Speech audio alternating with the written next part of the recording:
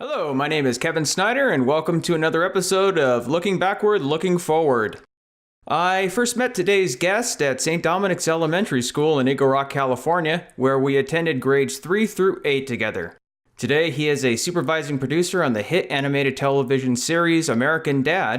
He's also, much like myself, a huge fan of popular culture such as video games, specifically Nintendo, comic books, and movies. We had not seen each other for 23 years before we met up to talk about our interest in pop culture, Nintendo, drawing, and animation. Ladies and gentlemen, Aldrin Cornejo. Let's get down to it. Thank you, Aldrin. Yeah. Like I said, it's been 23 years since I saw you last, and what have you been up to? Well, still playing Nintendo, still drawing a whole bunch. Dabbling in magic still. Like, I think I did magic tricks when I was in school with you. I remember, yeah. Yeah, but it was funny because I just made the connection that I was like, I've been doing magic for about 27 years. I'm not a magician. I remember, yeah, you just you tweeted that out, like, I believe yesterday. Right. You're one of the most avid tweeters, it's recently it's become less fun, but I still like having that, like, it's fun to have a platform to stand on that no one's listening to. You can just kind of hear yourself talk, but it's also just a nice place to, like, throw ideas out into the ether. Yeah, I like that about your post, because I can tell that it's very stream of consciousness, and it's almost as though you carry a sketchbook around. Yeah. I assume, but it's almost as though you're jotting down thoughts in your head for future reference. Right. Which, it's nice because you can search through your, like, Twitter feed and, like, look up good ideas. Like, for the past 5 years, I've been really into the local stand-up scene in Los Angeles. Yeah. Not that I want to become a stand-up comedian, but, like, just being around that humor just kind of lets you, like, mull a lot of your own funny ideas. Mm-hmm. I haven't really thought of how to incorporate that in any way, but I don't know, maybe I could go back and take some funny ideas and make, like, comics, like, shorts. I have done a couple, like, Far Side-esque kind of, like, one-piece drawings based on things that I've heard or things that I've thought. But yeah, it's just fun. Having a social media presence, I feel like, is kind of this weird, unspoken thing everyone wants to have. Like, it was, like, almost a decade ago, you're like, you don't have a website? You need a website. I still don't really have a website, but I think now that everyone has, like, a Facebook or a Twitter, you kind of feel like you have something. Right. You're like, your Facebook page is technically your website. And I mean, I think that's why people like Facebook, and I think that's why a lot of people hate Facebook, because Facebook is this weird thing where you're like, I have things to say, but I usually just see what other people are saying or sharing or linking, and then, of course, in this political climate, like, it's just gotten so gross.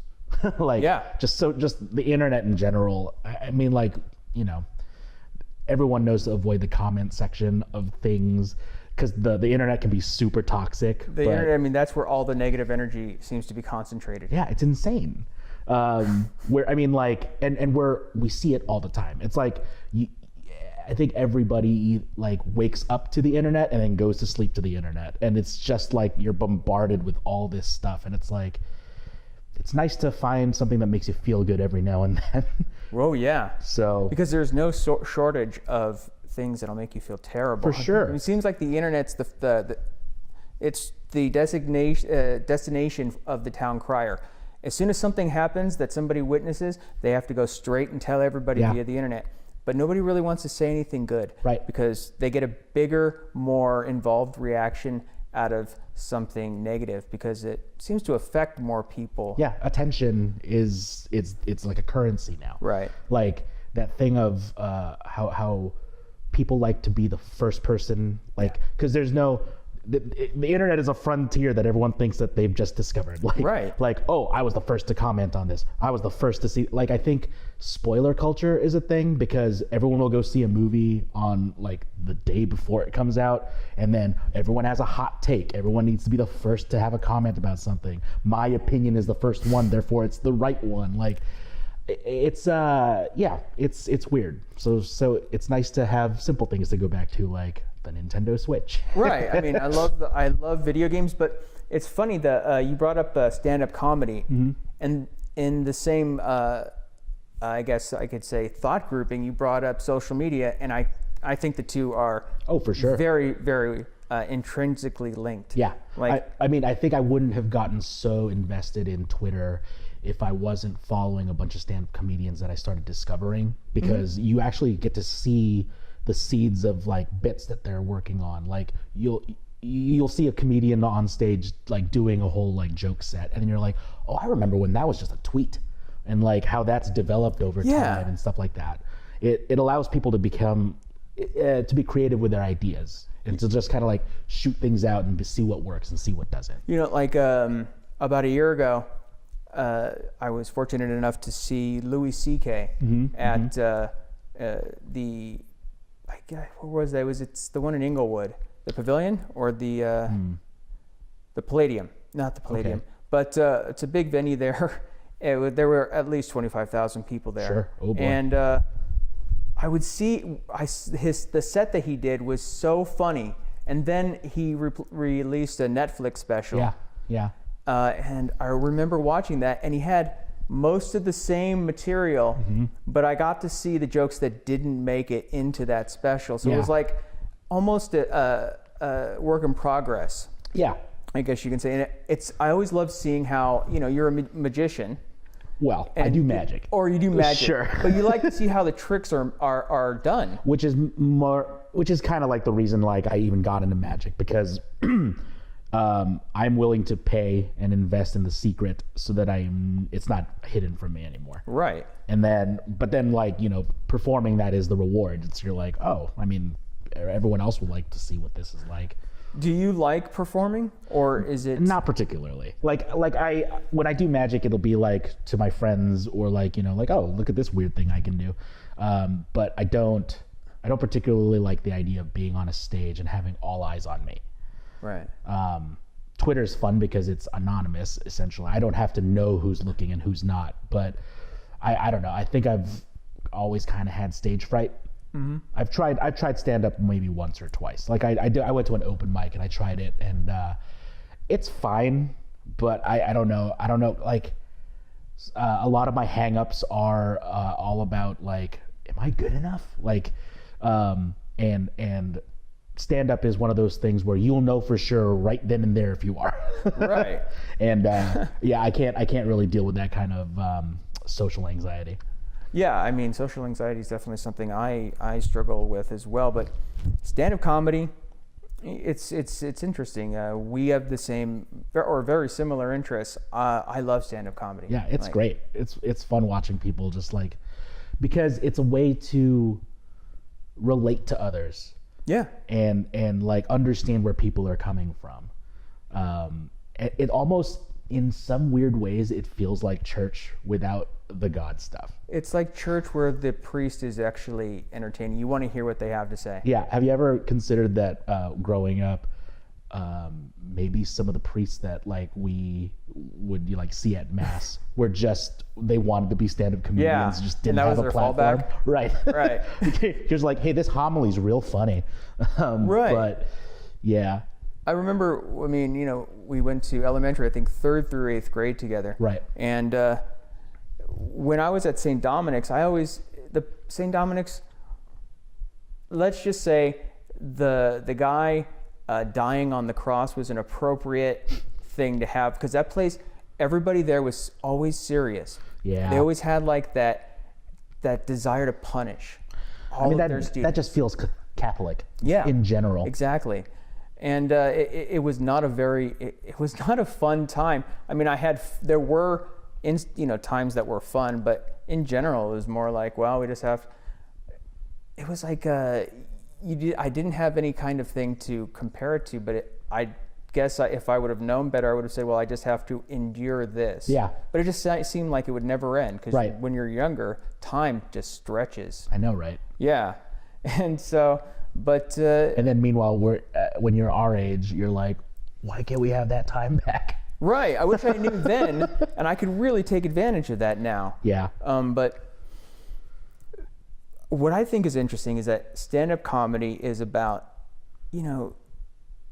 it's having a platform to put your thoughts into somebody else's head. And Inception. and it's inception in a way. Yeah. But what I see happening now is that a lot of people are becoming more and more afraid. Sure. Because there are things that are becoming less and less socially acceptable to joke about now. And George Carlin would say you could joke about anything. You could even joke about rape, which I don't think I can't get behind that, but I can see where he's coming from. If the joke is funny enough and you are far enough removed from it, and you're a skilled enough comedian, you can make anything funny. And that's the thing. Like, I don't think a lot of people see it as a skill, and it definitely is. And when comedians go on tour, if you've ever seen the same stand-up comedian more than once in like a year, you'll realize, and you were just saying with like Louis C.K., like all those, you had seen all those jokes except for the ones that didn't make the cut. And when a comedian goes on tour, it's because they're refining a joke, or they're fixing a joke. They're seeing what works and what doesn't work. It's a workshop. And you'll hear the same joke like 3 or 4 times. And then when you see them right before they're about to release an album, because usually when a joke hits an album, it's done. You don't hear it ever again. But when you watch the evolution of a joke, you're like, oh, that joke has gotten great, like over time. And I think a lot of people just assume that like a really good comedian makes it feel like they're coming up with it on the spot. Like, this is the first time I've ever had this thought, and this is the first time anyone's heard it, which is not true. and I think a lot of like new comedians try to go for like the shock value, because they think they're being edgy by trying something that everyone's quote unquote afraid to say. But with that comes like a lack of skill, where you're like, well, so you just said that thing and all you've done is offended the audience, and now you don't understand why no one's laughing. It's because you didn't really find the funny in it, and you didn't really like try this out enough times. Like, you just wanted to say something shocking. What you brought up earlier was interesting. If something isn't working, it's dropped, because they're not gonna say, I know I can make that work. Right. It just seems like, no, that well is dry. I can tell from the surface soil. But sometimes things can come back. It like all really depends on like what works and what doesn't at a time. Right. But I think laughter is contagious, as well. That's why it's a virus. It is. If you see like a stand-up comedian in person versus seeing them on television or the internet, it's much funnier in person. For sure. Have you ever listened to a stand-up album where there is no audience? I saw Maria Bamford's, where she was performing for her mother or her parents. Right. I was like, wow. Feels awkward. Very. Yeah. But, and I think that's what it is like the experience is a shared one. It's a community experience. And I remember listening to, I feel like Adam Sandler back in high school, he would just release albums like they were, there was no audience. It was just the jokes, and you were the audience. You were responsible for all the laughs. And then later on, I remember picking up some albums like by Stephen Lynch and Margaret Cho and like Chris Rock, and you're like, oh, you can hear the audience. This makes it so much better. And I kind of get why canned laughter is used in sitcoms. Exactly. I'd rather it would be a real audience than canned laughter. But when you hear other people laughing in a room, it's almost like you're getting permission to do the same. Right. And some people don't have what's the word I'm looking for? I guess the awareness of knowing. Yeah, well, not really even that, but just like whether it's okay to should I be laughing at this? Right. Is it appropriate to laugh at this? Oh, everyone seems to be. Okay, well then, yeah, I guess we'll laugh. And I mean, we were talking about like how stand-up comedy seems like it's harder to say things now, but I mean, I remember reading that like court jesters, the reason they existed was because they were the only people who were allowed to make fun of what the king was saying or doing. Right. He was the only source of objectivity. Yeah. And so I feel like comedy's the same way. Like if, for your example, a rape joke, Anthony Jeselnik can do it. Not everyone can. Not everyone should. Honestly, some people shouldn't do it at all. But I think what it does is it addresses a thing that, has been put on this pedestal, positive or negative. Like it's just this untouched. It's a taboo, and by addressing it and then being able to stab at it, it makes you think. Well, I don't know if you know Jordan Peterson. I don't think I do. Well, Jordan Peterson, he's getting really, really huge, but he's a professor from University of Toronto, and he speaks to a wide range of people like Joe Rogan or Owen Benjamin, who are both comedians and podcasters. And Jordan Peterson says that comedians are like the canaries in the coal mine. Yeah. They warn, I can see that. they tell you when something is up and you need to be paying attention to this. Right. And I think it's kind of dangerous to where, I mean, one of the first things that Stalin did was when he came to power was he started to punish or persecute the intelligentsia who would be able to point this stuff out. And he made satire completely verboten, like forbidden. Sure. You can't do that. And it's like, what's left? Yeah. What can you? The weather. Okay. Well, right. We can't. But I mean, I don't know. I think people in large groups, the powers that be have always been afraid of people of large groups of people. Yeah. And comedy seems to be the place where they're focusing, a lot of attention is being focused on attacking that. So if we can't control people congregating, we can at least control what the leader or the person addressing the crowd is able to say. Sure. And getting back to the whole video games and social media and stuff seems to be designed purposefully or accidentally.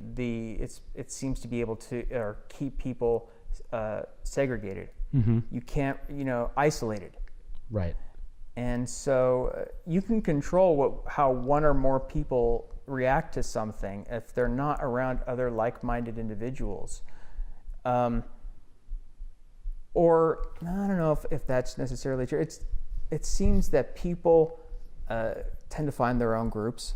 And the internet makes that even more evident. Yeah. Because now you can pick and choose who you want to hear and not hear. You can compartmentalize, like, you can become more aware of, like, these people are like me.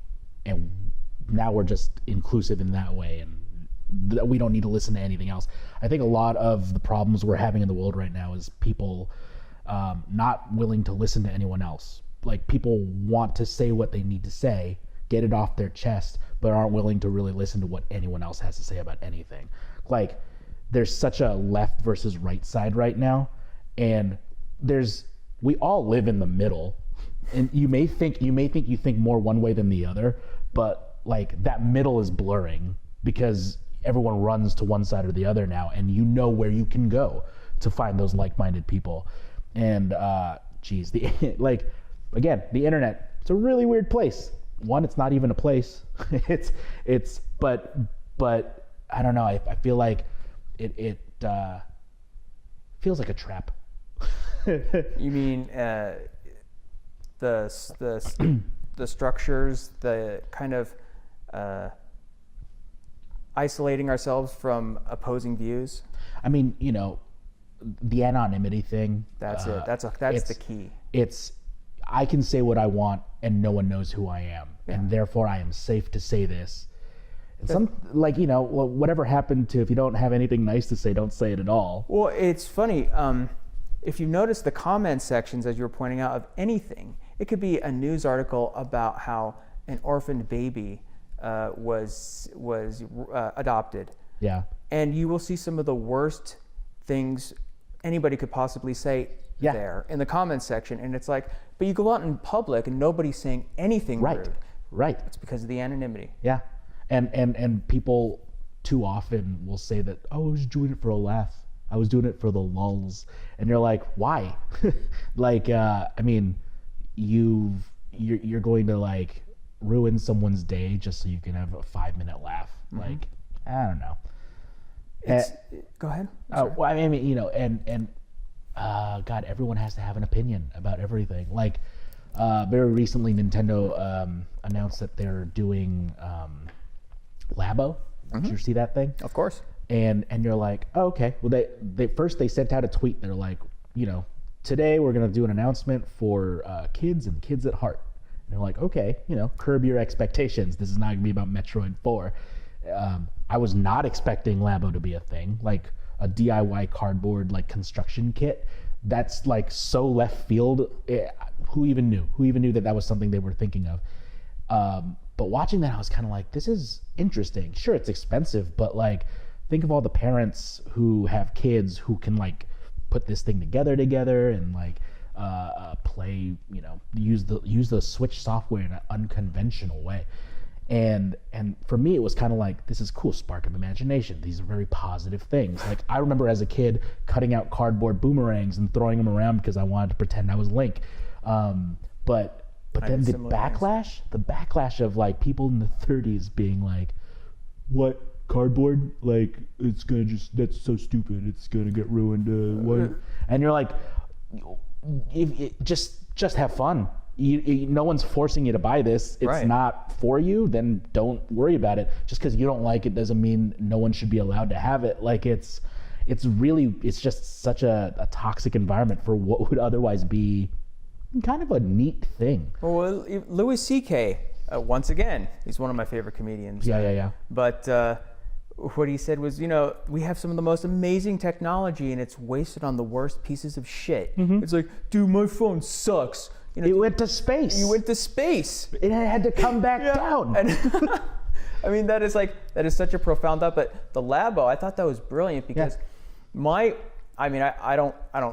generally don't really participate in internet flame wars or troll wars because, not because I'm morally superior. But you have better things to do. Or I like that, or, I just don't see, I can see that we can get to the bottom, or we think we're reaching the bottom and you can always keep digging farther and farther and you get nowhere. Yeah. But what I think is interesting about that is that people complain about, we're not recycling.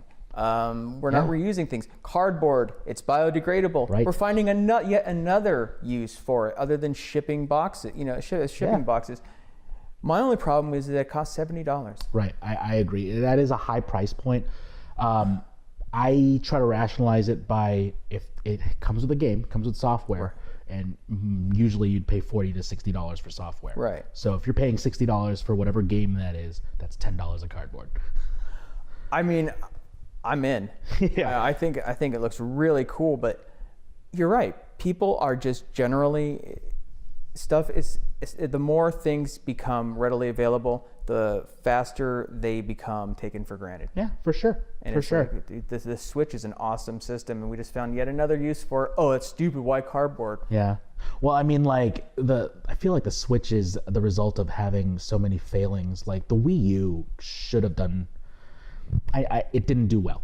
Right. And like I was a big fan of the Wii U and the games that came out on it, but I understand the divide because like it's an underpowered machine compared to the Xbox and PlayStation. The only good games on it were whatever Nintendo made, which is typical of Nintendo. But I think that it was kind of this thing that they didn't really understand what they made. Like this 2-screen experience, like you already have a 3DS or a 2DS, whatever. Why did you make a home console that does the same thing? And then the biggest draw of having a Wii U tablet was that like, oh, I can play it off of the screen when like my friends want to watch TV. I can still play video games. And they found out that they were doing that more than the 2-screen experience. So now you have a Switch that takes the best things of the Wii U. In fact, they ported over some popular Wii U games that no one were playing because they didn't own a Wii U. Mario Kart 8 is amazing on the Switch. And I wouldn't mind if they ported over a ton of the best games from Wii U to that, because the Switch, it nails being a handheld. It nails being a home console. You can tell it's still like not as powerful as a PlayStation 4 or an Xbox One, but when you look at like Breath of the Wild, I couldn't tell. I'm perfectly happy with that. And I think what Nintendo does right is they know how to stylize something so that it fits what's underpowered. And Nintendo, since like the days of the Wii, even the Super Nintendo and N64, like when the other consoles were doing things, best graphics, best whatever, they worked one generation behind. Well, I mean, I remember whenever the PlayStation 4 was coming out and everybody was saying, we still have about 6 or 7 more years to reach the complete maximum potential of the 3. Why are we coming out with the 4? Well, it's because the market's now dictating. Xbox says, well, we've already lost against the PlayStation 3, but we can create a new Xbox. Yeah, and, HD, you got to go 4K. Exactly. But it's always been like Nintendo doesn't really compete. Right. They compete with themselves, They compete with themselves, and they're great. Yeah. I mean, I haven't had a Nintendo since I didn't have a Wii. Yeah. I never had a Wii. I had an N64. Okay. Yeah. When I was younger, but that Mario was it. 64. But yeah, whenever I started playing the Switch, I was like, so this, I love Mario. Yeah. I love Link and Zelda. This is awesome, and it brought me back, which brings me to what I wanted to talk to you about. I mean, our interests are more or less the same as they were 30 years later. 30 years later, it's like, why is that? Nintendo's been around for well over 100 years. I know, right? Yeah, and so like, what is it about so they may know what is able to keep an interest burning in a person for many, many years, but what do you think it is? What is it about Nintendo or... Gosh, I don't know. I mean, I have a whole podcast about it and why I'm such a big Nintendo fan. I think they tap into play. I feel like they're a playful company, and I don't know if that's like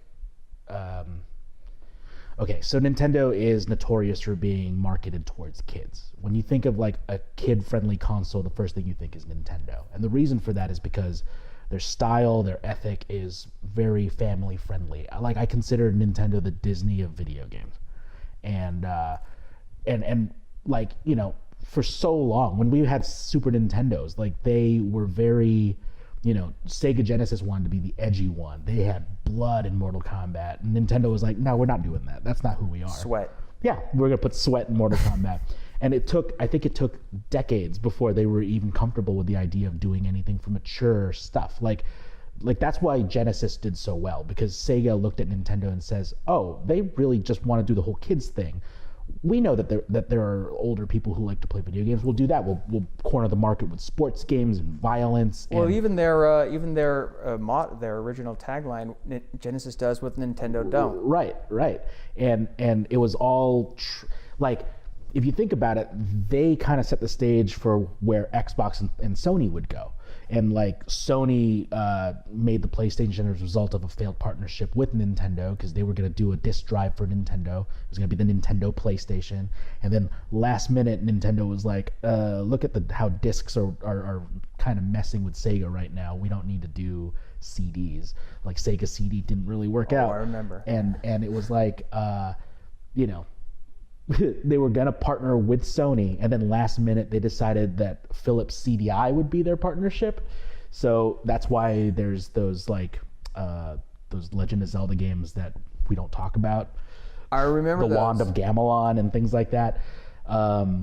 So, you know, Nintendo has always had reservations with trying to just do the next best thing. Like, if anything, they've kind of proven that they will go back to the well as often as needed and still make it work. Like, we're looking at what, the 30th Mario title, maybe? I don't know. There's so many. Each one is unique. Yeah. And like, we were just talking about how like Zelda feels like a reboot of a universe every single time you play it. I mean, there are franchises, everyone knows the 5 top franchises that if a Nintendo console comes out, inevitably these will show up. Mario, Zelda, Metroid if you're lucky. There's going to be a Mario Kart. There's going to be a Mario Tennis. Anything with Mario in the title will show up. Pokemon, Smash Brothers. I'd love to see Kid Icarus come on the Switch. I don't know how that'll happen, but it'll be awesome. Oh, that would be awesome. So, and I think it's because I've heard it said that Nintendo doesn't grow with its audience. That, you know, we're getting older, and so our tastes should be growing as well. And you kind of think that Nintendo should do the same. However, I think Nintendo is growing with us because it's almost like they've never changed who they are. And kind of like how, you know, 30 years later, you and I we're still those kids that we were back then. Yeah. We just have this body now. Right. And like Nintendo always seems to go back to that. Like, I think it's because they have these characters that are memorable. I think it's because at the end of the day, they value innovation over, graphical style and things like that. I mean, Labo, that's such a weird innovation, but it's like Nintendo weird. That's a perfect way to put that. Yeah. Because like Nintendo, well, first you described the Nintendo as the Disney of the video game. And for sure. That's the most perfect analogy because Mario is their Mickey. And they have, and whenever you say that the Nintendo grows or does not grow with the audience, neither did Disney. Right. They were making movies for the next generation of children to come up. It's like they're going to stay the same. Yeah. And they're going to, be there as a staple. It's kind of like a gate that each child passes through. Yeah. And I think that's a great way to run a business. And also, it's kind of like the way of the artist. I mean, if you're a true artist, you're also your own most fierce competition. Oh, for sure. For sure. You can dictate whether you're good enough or not. Right. Going back to, like, Mario has no business being as popular as he is. He's a mustachioed plumber with a red hat. And you're like, okay, how has he survived this long? He doesn't look badass like Kratos does. He's not edgy like Sonic the Hedgehog, although Sonic has apparently survived many apocalypses. Well, it's because he's underground. He's such an underdog. Yeah, he's an underhog. But like the Switch for me feels like this, like it's Nintendo's best-selling console. Like, it's outselling the Wii. Like, with the Wii, they caught lightning in a bottle, and I feel like their philosophy when that system came out was, okay, well, Microsoft and Sony apparently have the 18 to 34 demographic covered, so we'll go ahead and get everyone who's under 18 and over 34, because like you hear about stories where like old folks' homes would get the Wii because it was like therapeutic to do all that motion and stuff. And it was such a like easily accessible thing, even though it was never taken seriously as a like home console. Like, adults would look at it like it was a toy, like most things Nintendo does. But the Switch now feels like this heavy duty piece of technology. Like, you pick it up and you're like, oh, it's heavy. Like, this is not a cheap plastic thing. Right. This is like far from what the Game Boy used to be. And then you have these controllers that come off, and then it like changes the modes. So it's like, oh, okay, now I bought a transformer that works on TV as well as in my hand. That's insane. And it feels kind of like Nintendo's trying to bridge its old fans with a whole new generation of fans, because its fans are at the age now where they're having kids. Yeah. And I mean, when Labo came out, when the announcement for the Labo came out, I was like, this is great, because those 30-year-old moms and dads are going to be playing with their like 6 or 7-year-old kids. And now those kids have this like fond memory of a Nintendo experience with their parents.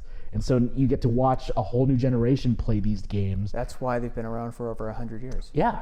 I mean, because they know the value of playing. Like, they were a playing card company.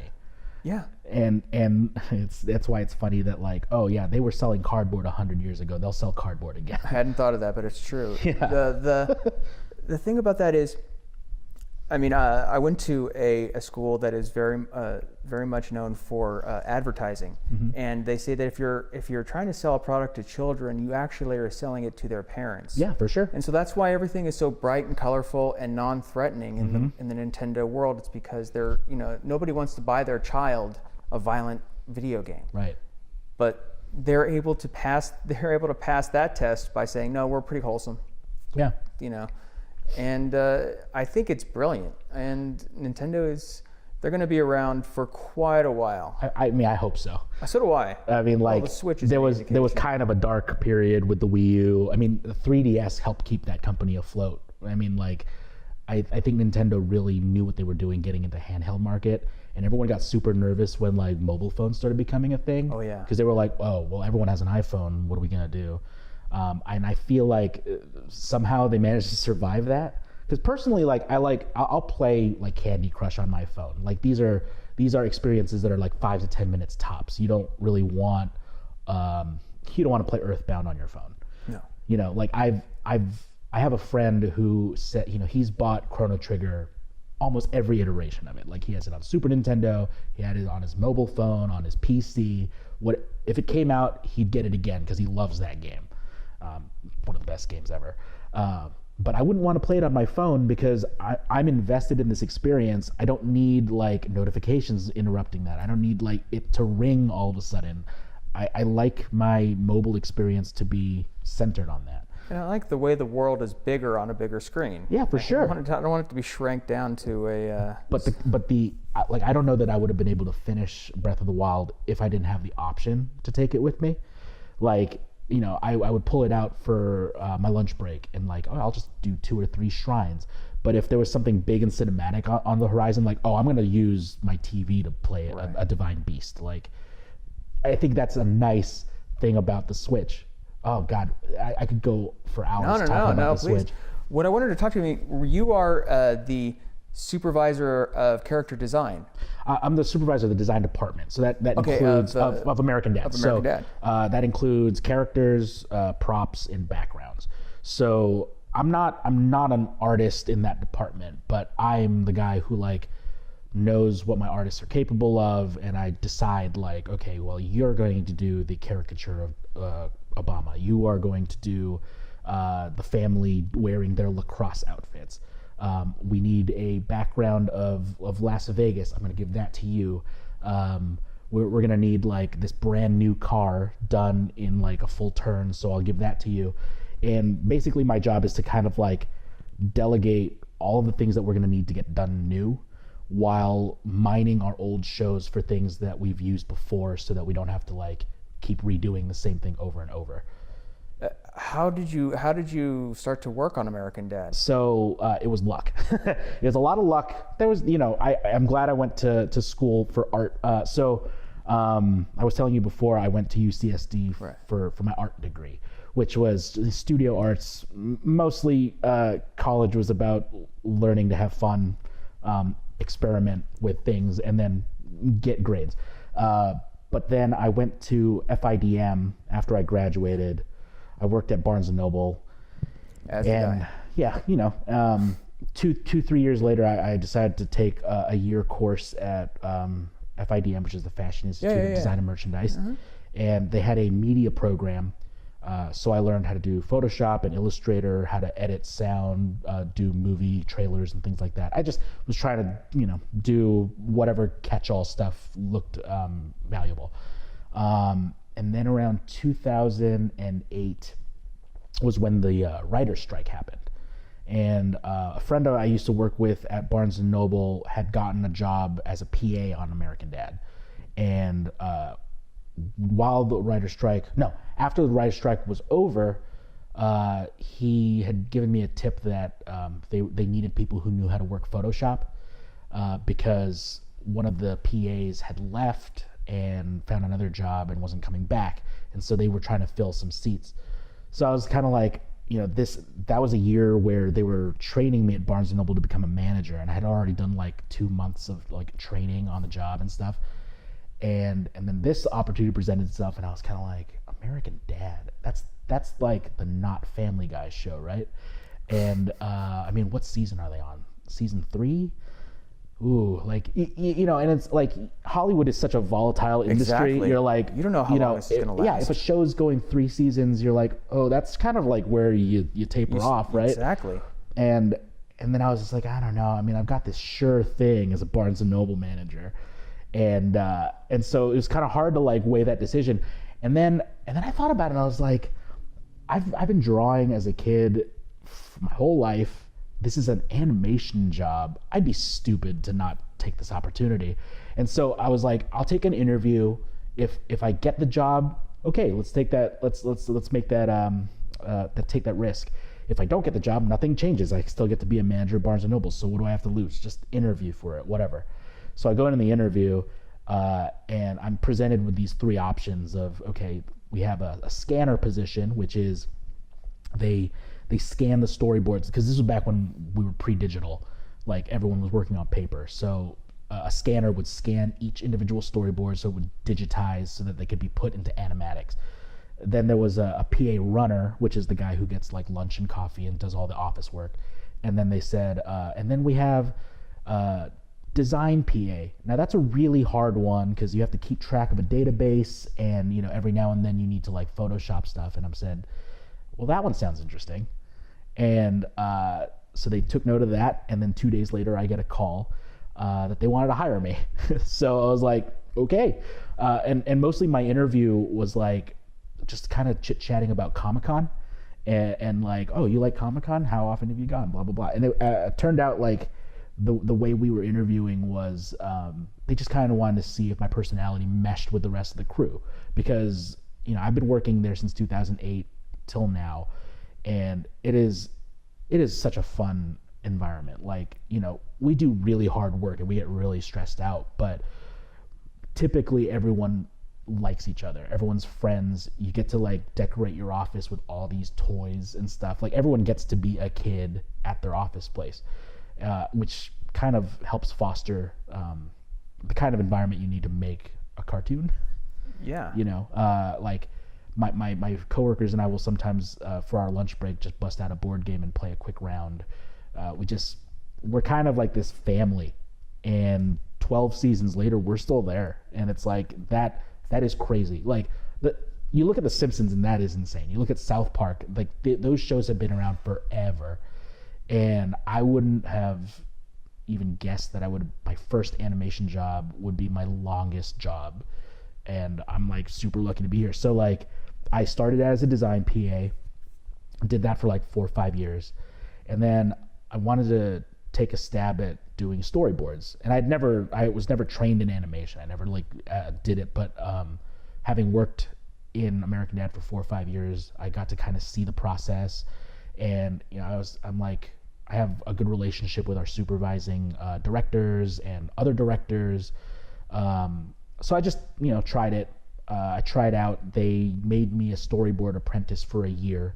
So I can actually point to episodes where I was like, oh, I did that scene. I animated this scene. Like, I remember you posted a picture. Sorry to interrupt, but you posted a picture. You were actually animated into the show. Oh yeah. That's really cool. I mean, that's one of the nice things about being in a design department is that like we do have a lot of the crew people drawn into the show, and we're just like used in the background and things like that. But yeah, one of my So when we have meetings with the writers and the showrunner and the directors, a lot of our job is like, okay, so you need this new character in this show. What did you need them to look like? Do you have like an actor in mind for this? Do you want them to look like, how old are they? So we ask these questions to like kind of get an impression of like what they're thinking. And then sometimes every now and then they'll be like, oh yeah, just make it Aldrin. And so like, okay, great, we'll put me in the show. Yeah. Or like, directors, because we have 12 seasons of backlog stuff. So like if you want to fill a scene with like 40 people, it's way easier to go back and redress someone who exists than to like make a brand new character. So every now and then I'll be like a sports fan, or I'll be in a coffee shop playing my DS, like just because you just need people in the side, So yeah, and now after the apprentice thing, that didn't really work out. Like I have had my work done, but that was a weird, we didn't know if we were getting picked up or not. A lot of people got let go or went on long hiatuses. And then I was one of those people who went on hiatus as an apprentice. They called me back and were like, the directors don't really think you're quite ready yet to become a full-fledged storyboard artist, but how would you like to be the coordinator for the design department? Like what I used to be a PA for, become the coordinator. I was like, oh yeah, let me think about it. Thought about it, decided to do it. And a couple years ago, it's still the same position. They just named me the supervisor instead of just the coordinator. So, it's same job, new title, but, the word supervisor is a big indicator for future advancement, no matter, and it's a great thing to have on a resume right. for anything. But American Dad, I mean, geez, I've watched that show. Everybody's watched that show. That's a huge show to be a part of. And yeah, it's fun too because it's kind of like this. It's not quite an underdog show. Like, I know who our fans are, and we're definitely in the zeitgeist. Like, like, I have a lot of friends who I work with now who used to be on the Cleveland show, and that one was definitely a spin-off. It was more of an underdog show, and it didn't last, unfortunately, but American Dad was always kind of like its own thing. It's not related to Quahog at all. Like, it's, you know, Stan and his family. It's more like a traditional sitcom. Like, we don't do the cutaway gags that Family Guy does. That's very traditionally them. So we just have a weird alien and a talking fish. Like, those are our draws. But all of our stories seem to have, like, your traditional sitcom premises. Like, how are the son and the dad going to relate today? How are, you know, these two characters going to, where can we go? What can we do? What kind of adventures can we go on?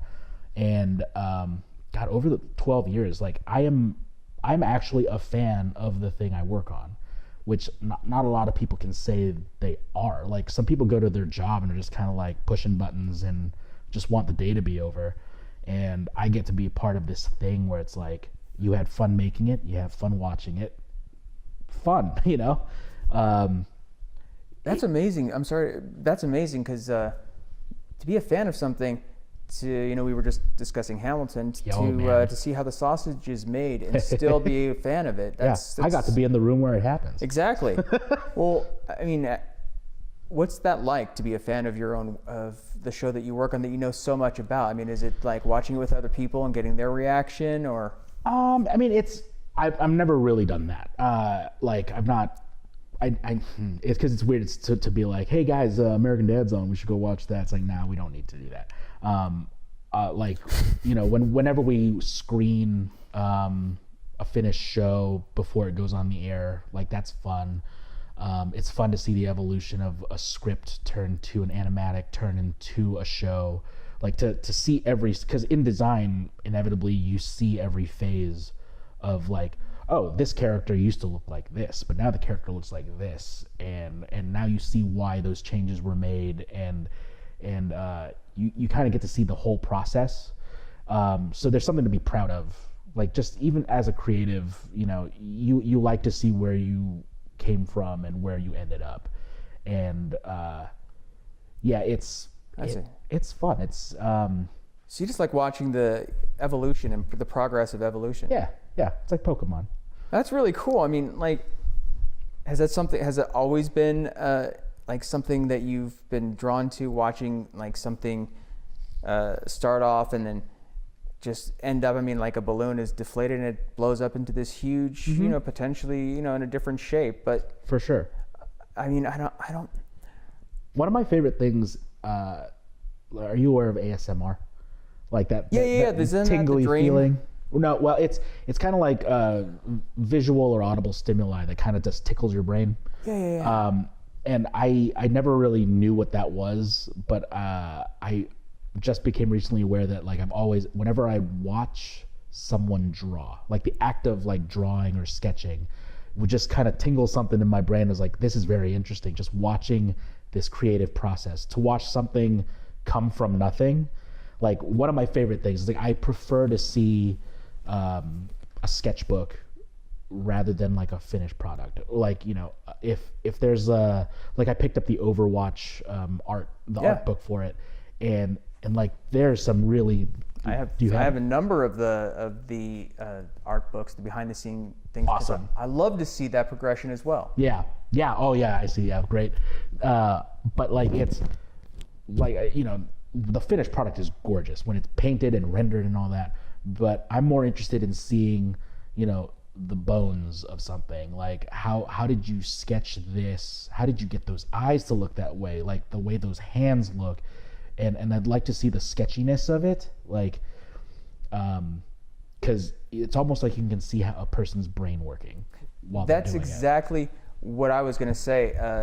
One of the things that I always love is it's like I'm asking a successful gold miner directions to the nearest gold mine. Yeah. because if I can see where they're getting these ideas from in their brain, I could potentially use the same technique to get them from mine. Right. And I think that's you know, when you're growing up and you're drawing, you're drawn to many different influences. And like, for me, like, I didn't discover comic books until like the 5th or 6th grade.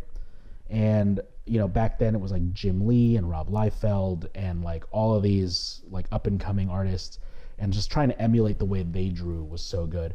And then later on I found out about Joe Madureira, and his work is amazing. Like he does this weird like anime American fusion, like Battle Chasers, and he did like all the art design on Darksiders, that video game series. And he worked on X-Men, which was my favorite show and favorite comic series. And seeing how his style developed over time is awesome. Because like he worked on Generation X, and his style was very more like a lot more traditional Marvel. Like, you know, you could see some of the Jim Lee influences, I guess. But then when he went into this very experimental anime phase, and then kind of nailed this, like his look is very distinct. And then I started seeing other artists who like drew very similarly, like Chris Bacalo and Mike Warengo, where they kind of mashed together the serious look of comics with a more cartoony animation influence. Like Ed McGuinness, when he did Batman and Superman, like I'm drawn to that kind of like cartoony and serious, which is weird because I never was a fan of anime. Like we had classmates who were like really into Dragon Ball Z. I remember. And then I was like, okay, I get it. You guys like this cartoon. It wasn't for me for whatever reason. But then I remember like in high school hearing about Neon Genesis Evangelion, with like these giant robots, and it had this weird like Catholic backdrop, like not even, it wasn't even religious, but they was using so many like biblical like terms and stuff. I was like, oh man, it's like watching Dogma, and you're like, oh, all this Catholic school brainwashing came to something, because now I understand what they're talking about. Right. But where was I going with that? No, you just were styles, you know, like. I mean, the reason I really wanted to talk to you is because it's kind of like a meta of what we're talking about now. I wanted to see, because I haven't seen you, like I said, in 23 years. Yeah. I knew who you were in 8th grade. Sure. And I kind of had glimpses of who you are now, but how you got to here. Yeah. You know, that's the interesting part. That's what I think is, I mean, how you were able to maintain the passion, how you were able to maintain the interest, and to just, you know, pursue this. Yeah. I don't know, man. It's because like you don't really think that you're growing up when you're growing up. Yeah, it just kind of someday happens. Yeah, you just like, you're aware that you're, you know, physically changing, but like I think deep down in your mind you still know that you were just that same dumb kid you were when you were a kid. And it's like I kind of sat on that, and you know, I feel like, I don't know, I'm not really sure what it is. I don't know. I mean, obviously I have grown a lot, but I don't know if I'm any different. Right. You know, like I still lazily draw Wolverine, you know, when I don't know what to do, just because it's like this muscle memory of this thing I remember how to do. Like drawing a Ninja Turtle, drawing Mario. I've always been good at emulating something that exists more than creating something out of nothing, which I think is maybe why I'm so fascinated when people are sketching, because like, how do you make something completely original? And like I've dabbled in it. Like the best I can come up with is if me and my friends are making like Dungeons and Dragons characters, and like, oh, no one's ever seen that, so let me see what my take on that would be. But I still am more comfortable with like, oh, I'll draw Mario again. Right. I'll draw like, you know, Raphael, because it's easy to remember how something is done and how I've done it growing up. Well, you know what Chuck Jones said. He said, how to draw a rabbit? You how to draw a carrot, or no, how to draw Bugs Bunny. Sorry, draw a carrot and then hook a rabbit onto it. That's hilarious.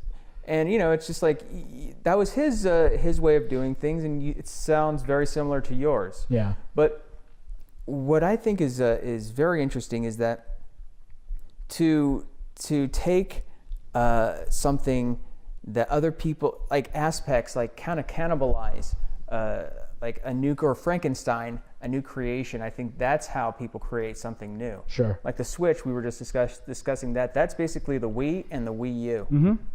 And like it. The 3DS, like right. it's. Do you know who Terry Pratchett is? Oh, I only recently read Good Omens with him and Neil Gaiman. Oh, that's. And I, as a fan of puns, I'm sad that I didn't discover Terry Pratchett sooner. When I was in high school, I think actually freshman year of high school, my biology teacher, or gym teacher actually, then became a biology teacher. He was a huge fan of The Sandman. Oh yeah. So he kind of, I was a comic nerd, and I would talk to him about comics, and he said, you should really check out Sandman. Yeah. And that's how I got to know who Neil Gaiman was. Sure. And then I, but anyway, Terry Pratchett said that the best way to become a fantasy or a writer is to read as many books as you possibly can, to the point to where they start to overflow and flow out of you. Yeah. So you have to be like kind of like the biggest fan of the genre or thing that you're working on, so that you're able to take bits and pieces from other people and put them together in a way that's never been put together before. I mean, that's why mashups are so popular, right? Right. Like you can buy so many shirts online where someone took Back to the Future and a TARDIS and smashed them together. You can see, I've seen one where it's Teenage Mutant Ninja Squirtles, where it was just like Pokemon and Ninja Turtles, and there's some kind of weird nostalgia that's getting tapped there. I know a lot of people aren't fans of things like that because you're like, come up with something original. It's like, oh, easier said than done. But this is working because it's taking things that you're familiar with and just putting a new coat of paint on it. Like, that's fun. That's interesting. I was playing around last year with this idea of what if the hero in green from Legend of Zelda was Luigi? If Luigi managed to hit a warp pipe that just sent him to Hyrule, and they were like, he's wearing green, here's the Master Sword, that would be an amazing story. It's especially with Mario Odyssey, where he's kind of going from kingdom to kingdom, right? And knowing that there's these other worlds that Mario can go to where he doesn't fit in at all, but somehow works. I kind of want to see. I want to see one of the kingdoms be the one from Super Mario Brothers 2. Super Mario Brothers 2 is my favorite. Or no, it's my part 3 was my favorite, but part 2 was kind of it was supposed to be another game. Right, it was Doki Doki Panic. Okay, yeah. And it's kind of like what we were just talking about before. It's like they put a new coat of paint on something that existed already, because Doki Doki Panic was a popular game in Japan. It was a side scroller, but they weren't sure they could market it like that in America. Also, the Super Mario Brothers 2 that Miyamoto was pitching for America was too hard. It's the Lost Levels. That Lost Levels is supposed to be the true Super Mario Brothers 2. And last minute they were like, Americans aren't going to be able to play this. They're going to be frustrated. They're not going to want it. What can we do? So they were like, well, what if we took Doki Doki Panic and then inserted Mario in those principal characters? And it worked. Well, it was the first game I ever played where you could choose which character you played as. Yeah. And Luigi was always my go-to guy because he could his always jump legs. farther. Yep. And in a game where jumping is the most important part, I mean, he was the best one. Right. But they also look different from each other, because in the previous game, Mario and Luigi were just color swaps. But in this one, Luigi was definitely taller and Mario was shorter. And they really nailed there's design to this now. Right. Even in the original Mario Brothers cabinet, they look like the exact same character, just wearing different colors. Is Luigi he's not given as much love? I always liked him more because he's an underdog. He was the underdog. But you know what? That was at the time where they had the television show, and I actually think the television show fleshed out the characters so much more than the video games ever did. Mm-hmm. And I don't know.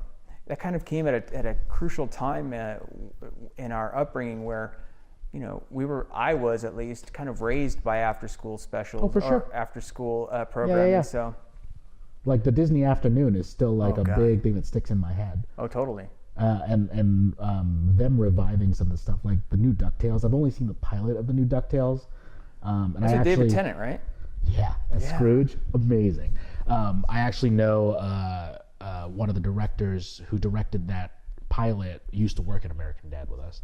So it just seeing someone I know work on something I grew up with, it's just so cool. I hear Animaniacs is coming back. Yeah. Like I just, it's funny because nostalgia always comes back, I feel like, in cycles of 30 years. And you're like, hey, we're here now. All the stuff we really valued as kids, let's bring it back so we can remember what it was like back then. That was kind of Michael Bay's thinking for Transformers. Sure. It was like 20 years prior, Transformers was a thing, and those people were now of ticket buying age, and let's make a movie for them. And then they did the same thing with Ninja Turtles. Yeah. The only thing, they haven't really done that with He-Man. No, they haven't. Have you watched that special on Netflix? Yeah. When you see how He-Man came about, it's fascinating. Because dude, it was a toy line before it was a cartoon. Yeah. And I never would have thought about that. I was like, where was I when I got into He-Man? I was like, I was 3 or 4 years old, and I just remember seeing like how cool those commercials were and like how fun it looked like to play. And then it didn't occur to me that the cartoon came afterwards and like had this totally different tone. But I mean, what other thing has ever been like that, where it's like the toy first, then the cartoon? Didn't they do that with G.I. Joe? I don't know. Maybe. Actually, they did, because G.I. Joe was a toy in the 60s, and they were like, hey, we have a toy, let's make it work for He-Man. Right. I mean, I feel like Pokemon was kind of like that, because it was a video game first before it became a cartoon. Did you know the Pokemon, the franchise is worth more than Star Wars? Oh, I bet. I'm a huge Pokemon fan. So, are you? Yeah. I've never played a Pokemon game. You like RPGs though, right? Yeah, some of them. Okay, when it comes out on Switch, I'd probably recommend it to you, depending on how it works out. It's because it's a turn-based RPG where everything you encounter can become part of your team. So you're like, oh, I just fought that bug thing. I'm gonna catch it. Now I'm using this bug thing as part of my party, and it's all rock paper scissors. It's all basically the story mode is like practice for the real game, where the real game is I'm gonna meet up with my friends, my team versus your team. Let's see who wins. That's interesting because it's kind of forcing an interaction. Yeah, which is amongst people who aren't normally socially right.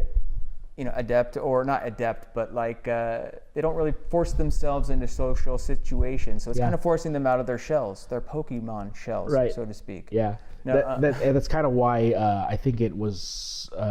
It's what kind of made the Game Boy more popular, was because it was the red cartridge and the blue cartridge. Yeah. There were different things in each one. I remember working at Best Buy. Yeah. Around 99, 2000. Right. And everybody that came in, it seemed like, welcome to Best Buy, here's your copy of Pokemon. Because I was like, everybody was there for at least something Pokemon. And those things, I was like...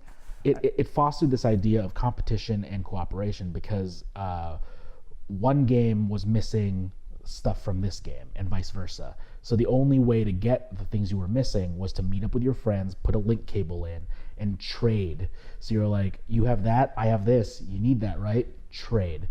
It's like baseball cards. Yeah, but in a digital format. Brilliant. Yeah, and it's been like, I think a lot of people assume the card game came out before the video games did, because the card game is like Magic. And I think it really tried to capitalize on that whole thing. All of that has survived to this day. Like, Magic the Gathering has survived for a long time. Pokemon has no business being out as long as it did. And it's a successful card game as well as a successful video game. The whole franchise is successful. And what's funny is it's not even really Nintendo's. Like, really? Yeah. They bought it? No, the company is Game Freak. Okay. And Game Freak just has like an exclusive partnership with Nintendo. I don't think it would ever be on any other system. Oh, it couldn't. No, because like I've heard like that's a big part of Nintendo's revenue. Yeah. I mean, when Niantic released Pokemon Go, Nintendo shares went up. Yeah. And then shareholders didn't realize Nintendo has no stake in what Pokemon was doing on mobile. So wait, they don't? It's very minor. Because that's how I figured that they were connected, or that they had ownership of it. So Nintendo definitely is like the first party. They're partnered with Game Freak. Like that's why Nintendo gets all the Pokemon games. But when Pokemon does something, Nintendo isn't the owner of it. I don't know if that makes sense. Do they have like a first look rights? It's like anytime Pokemon comes out, so. Nintendo has the right to... It's kind of like how Kirby is a HAL Industries game, but you won't see a Kirby game on like Sony or Microsoft.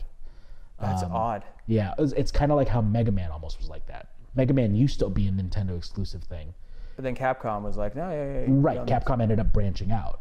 Square Enix did the same thing. When Square was just Square, like all their games were only on Nintendo, and then they branched out. I mean, a lot of these companies were forced to do that when, Sony came out. Nintendo had very strict policies that were very like, no, we control you. There's this book called Console Wars. I read it. It's great.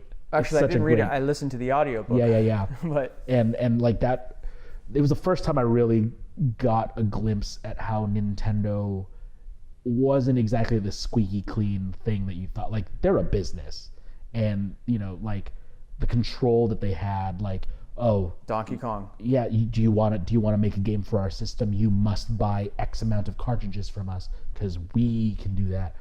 Tenga? Yeah, Tengo, the Ninja Gaiden. That's Tecmo.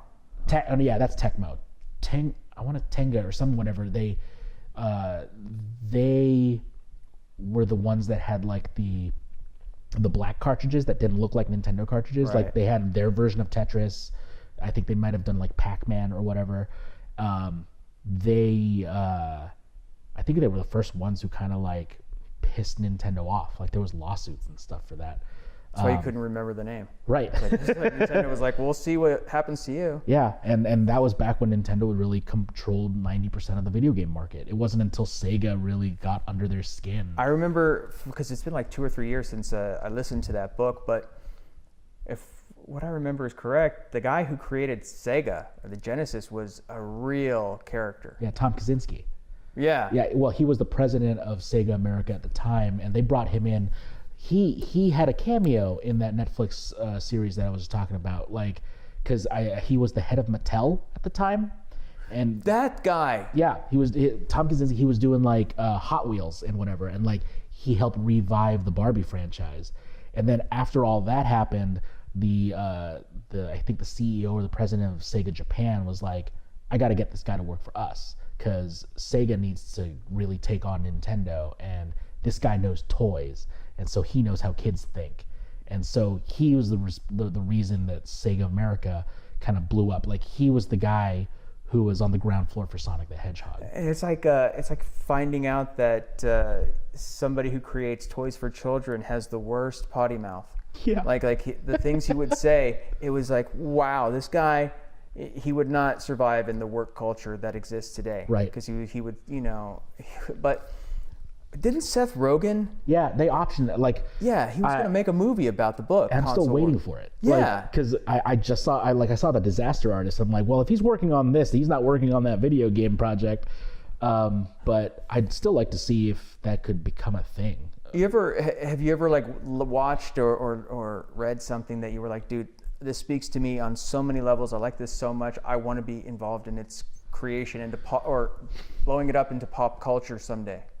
I can't really think of anything that comes to mind. Well, I have, because Preacher. Oh, okay. When I was a kid, like that comic book was the shit. Like, well, you got to make friends with Seth Rogen then. Well, I mean, I remember I even wrote a letter to Garth Ennis, the writer, when I was in high school, and it was printed in the back of one of the issues, issue 36. Nice. And I was like, dude, I have to turn this into a movie, or not a movie because it's too short, but it has to be like an HBO series. And then Seth Rogen turned it into the AMC series. Right. And They're on the third season now, aren't they?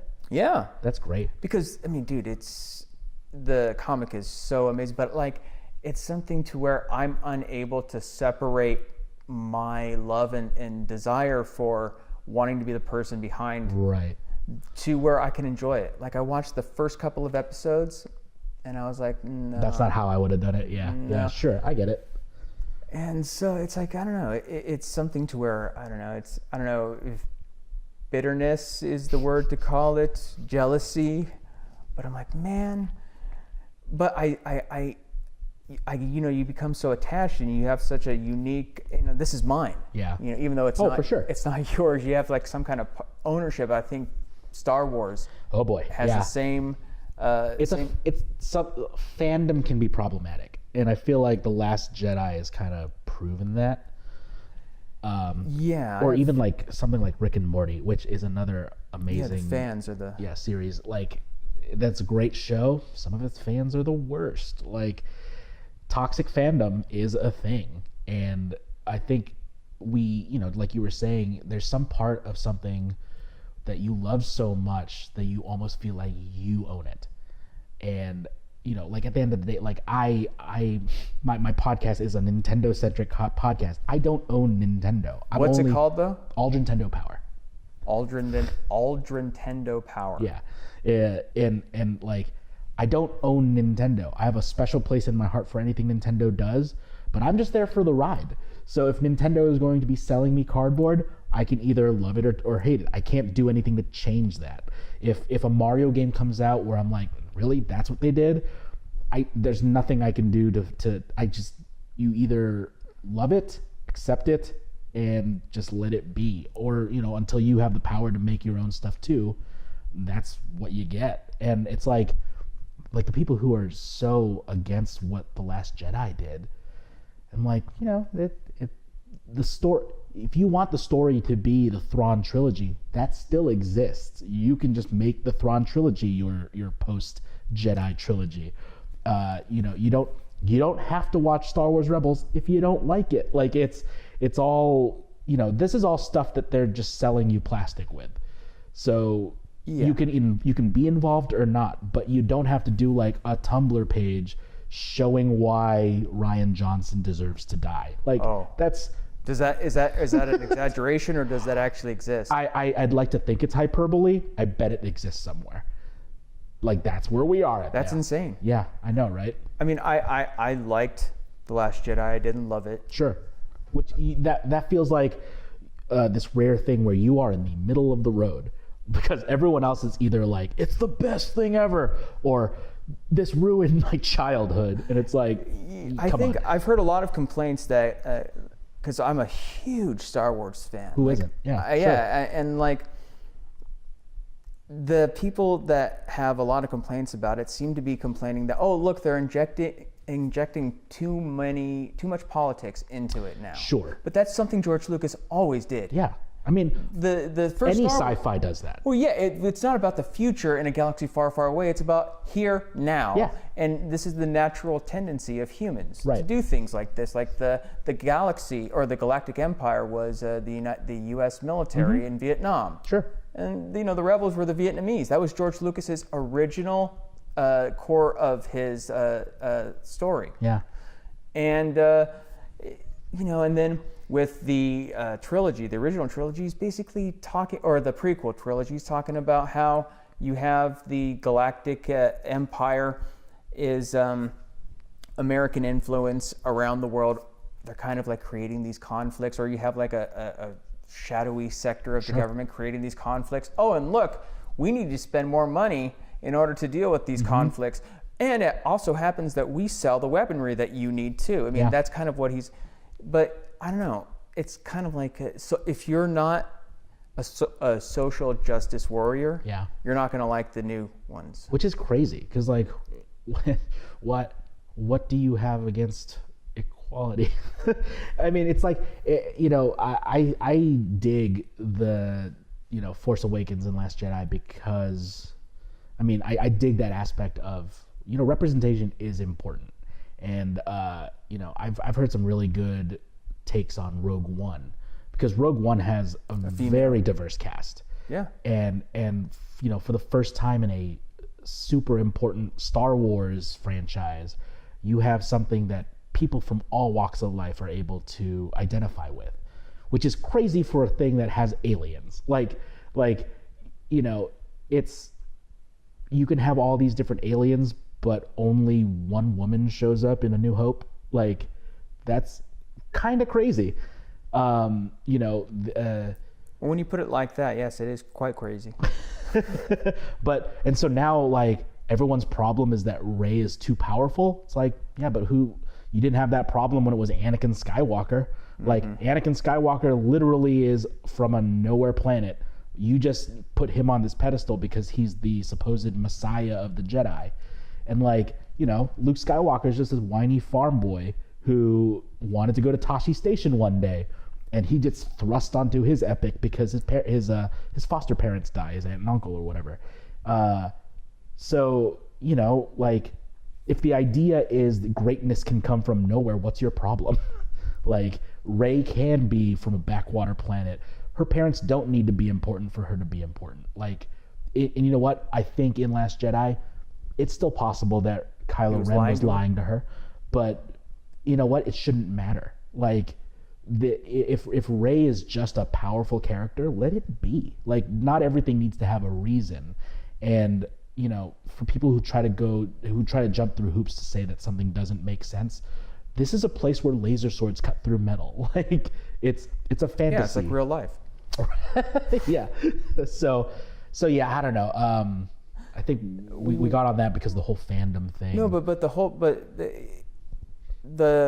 always attracted me to Star Wars was the hero's myth. Yeah. You know, it's like Campbell? Yeah, Joseph Campbell. Yeah. But the character that I've read, Hero with a Thousand Faces, unfortunately, not one of those faces is feminine or female. Yeah, which is kind of weird. It's weird, but it's like something that transcends generation. It's like primordial. Like the hero's journey is something that has always existed in this form. Sure. Even though the book was written like 70 years ago. Yeah. You know, and I think it's too drastic of a change too soon, or too drastic of a change, and you haven't really, you know, you've turned the water on to the hottest temperature, and you know, you've pushed us into it, and it's like, well, this is too hot. I don't understand how I'm supposed to relate to these characters. That seems to be the attitude of a lot of people. It's like, I don't like a lot of the comments on on the IMDb, the message board there. People are like, wow, even on IMDb. Oh, I know. Who would have thought? It's almost as though they're casting. I've seen a lot of people say it's like casting. What is that? Affirmative action. Sure. And the term Mary Sue gets thrown a lot too. Yeah. And I mean, she's too squeaky clean. Yeah, it's weird. It's strange to think that, you know, okay, so I feel like going back to that Toys That Made Us on Netflix, the He-Man thing, kind of broke it down really well with they created He-Man because they watched the way boys played. Exactly. And how boys were like, I have the power. No one's telling me what to do. I'm the one who affects my destiny. And they're like, oh, well, then that's what He-Man's thing is, that He-Man, I have the power. And then how they kind of blamed the decline on the series shortly after She-Ra became a thing, which is weird because She-Ra then became like, well, now we're empowering your sister. and boys have this problem of like, if my sister thinks it's cool, well, then that's shit. You know? Yeah. And like, there could have been room there for boys and girls to like play together, but and I always think that's such a weird thing too. It's like when you're growing up, like we went to school where boys and girls had separate play areas, and I understand like the Catholicism of that. Like you don't want, but boys and girls aren't thinking that at that young age. We think each other have cooties. Like we never really got to learn how to mesh well together. Right. You know, unless you had like sisters or cousins who were girls, you didn't really know how to relate to them. And you and I grew up in an environment where we were like told not to do that. And so like, I mean, I remember in the 6th grade, we even had this thing where it was like, part of our exercise today is battle of the sexes. Boys on this side, girls on this side. And we're going to debate together. I was just telling my wife about this a few days ago. I swear to God, I was just telling her. And then, if I remember correctly, our teacher decided, oh, the girls are too far behind. I need to give them extra points. Oh, God. Yeah. And it's like, well. And then the girls ended up winning. Right. I mean, that was such a weird time too, weird. Especially because that was you know, our adolescent phase. Yeah. And they were pitting us against each other. And like, I don't know how that affected us growing up, but like, I remember some very heated arguments and like going into very like sexist territories between both sides of like, wow, they fostered in us a divide, and then they just kept trying to make us turn against each other. It's like, I feel like we were in this like petri dish of social just tension. And then you're looking at the stuff now and you're like, God, you know, growing up as a male, you don't really consider how easy things are. Like, you know, and now all this stuff is coming to the surface of like, well, why should a girl be able to use a lightsaber? It's like, you know what? If you grew up as a girl, it never crossed your mind that you couldn't. And like, if those stories are starting to be told now, I think it's great. Like, did you see Wonder Woman? Yeah. That was great.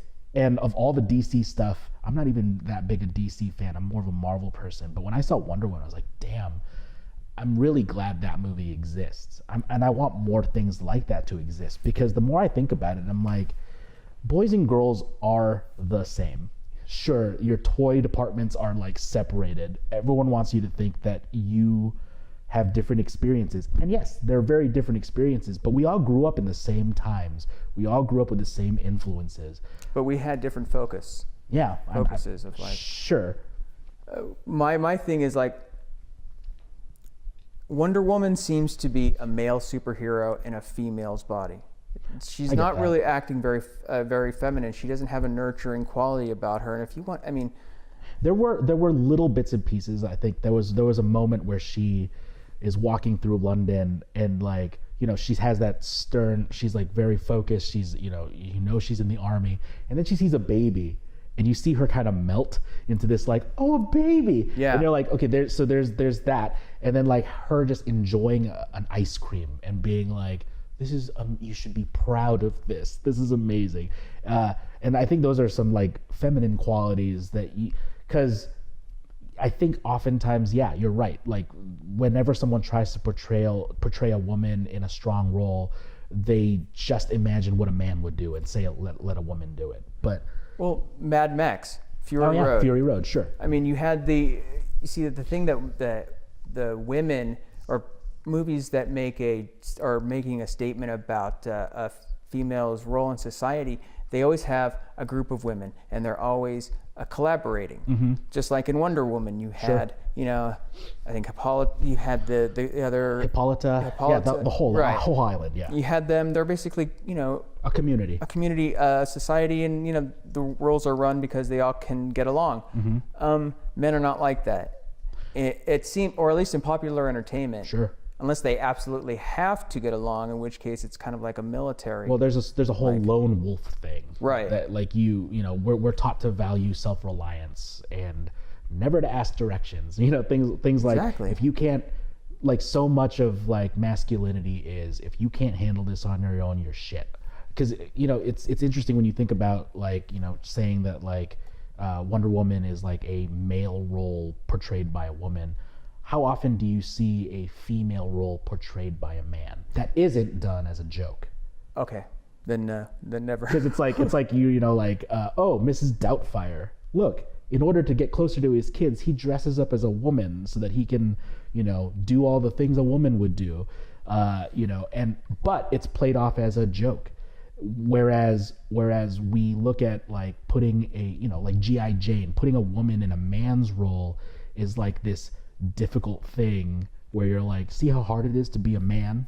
That's not a joke. Take this seriously. You're trying to do what a man does. Versus like, hey, be a good dad. Maybe cook a meal. Like, do some nurturing stuff.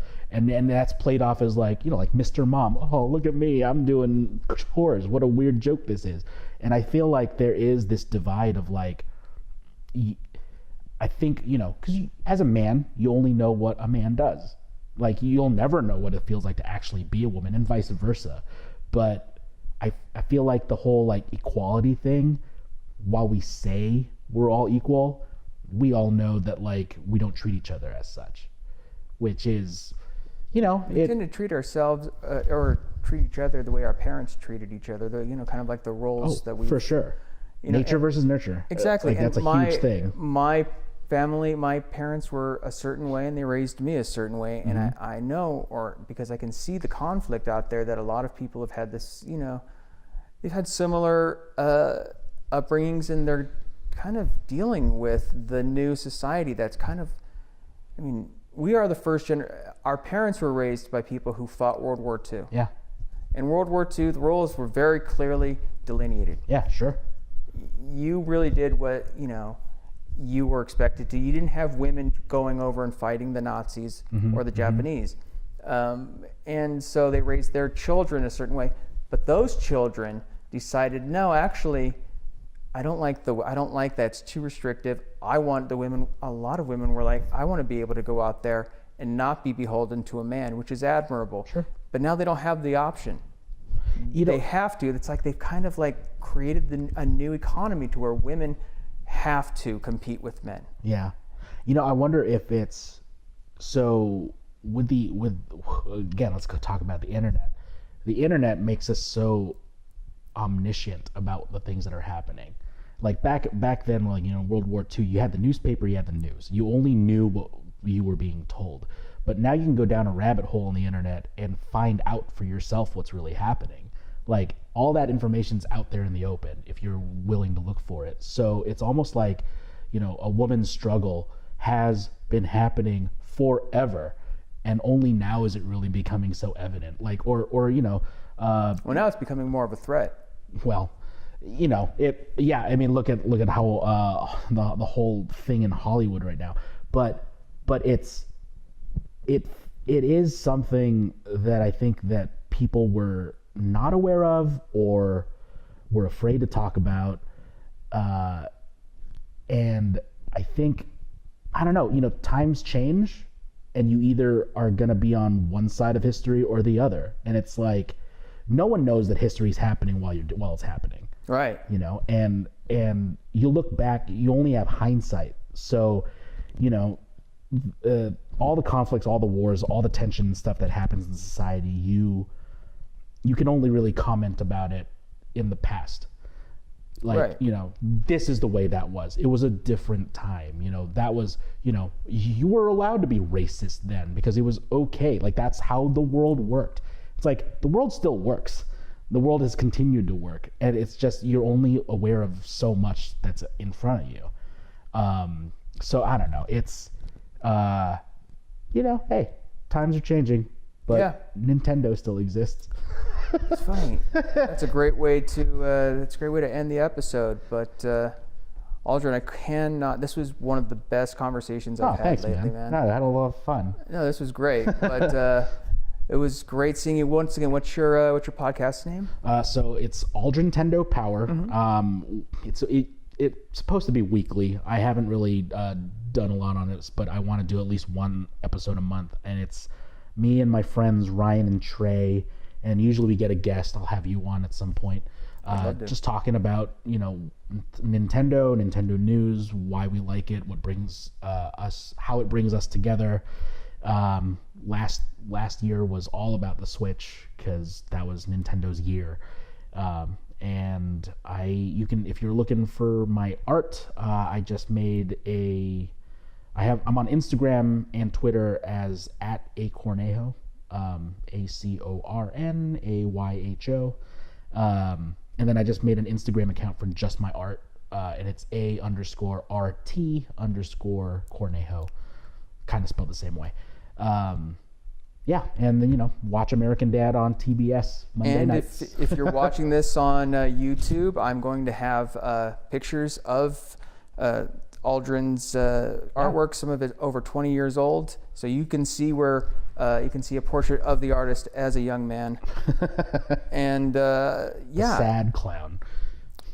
But a very good man, and it was great talking to you, Aldrin. Yeah, thanks, Kevin. I'd like to thank Aldrin Cornejo for the awesome conversation. If you would like to see some of Aldrin's artwork, I've included a link to his webpage in the show notes. Please leave us a 5-star review in iTunes. Don't forget, a lucky reviewer will be chosen at random for a special mystery prize on March 12th, 2018. To enter, simply leave us a 5-star review in iTunes. That's it for now. Please enjoy another song from the lovely Miss Delilah Gray. Take care. Bye-bye.